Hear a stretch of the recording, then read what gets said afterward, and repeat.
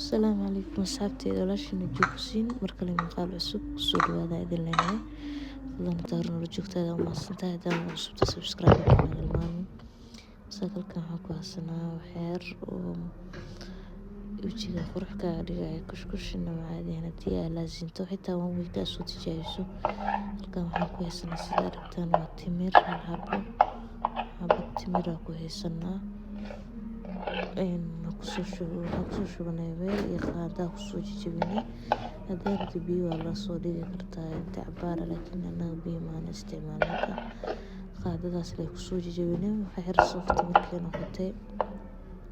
markaan la rabaa inaan isticmaalno wixii kale aan ku darsano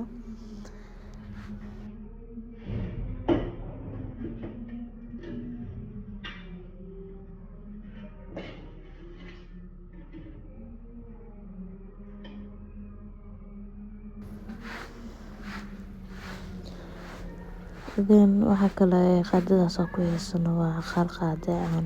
caana powderkan caadiga isticmaalno waan ku soo daray hal qaada u baahan tahay isticmaalna harmana timirta iyo qaadadaas caana powderka isdhex galino hadda rabto wax soo qasi kartaa iyo wax soo ku darsan kartaa laakiin wax biyo dhan marmana ku darno wax yar le rabnaa isticmaalno waxa kale oo soo daray qaadadaas aragtaan waxa xulbad waaye xulba isticmaalna hal qaada caana powder hal qaada xulbo ah iyo waxa waaye hal qaado timir ah inta saad ku soo shubnay weelkeena intaan hadii soo dhaxgelinayna si fiican u soo qaseena kadib wax kale ku darno isku soo laaban doona biyo hada ku soo daray aan rabaa inaan ku soo qaso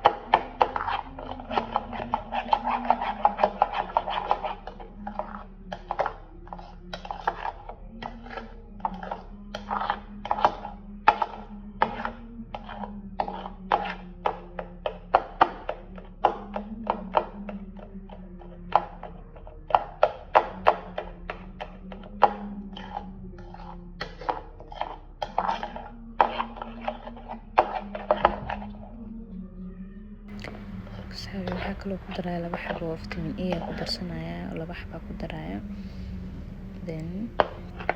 fridge ka iska galnaa waxay rabto kadib aan sanaa oo yeelo aan sanaa in caadi ma wala kale doonta soo tijaabi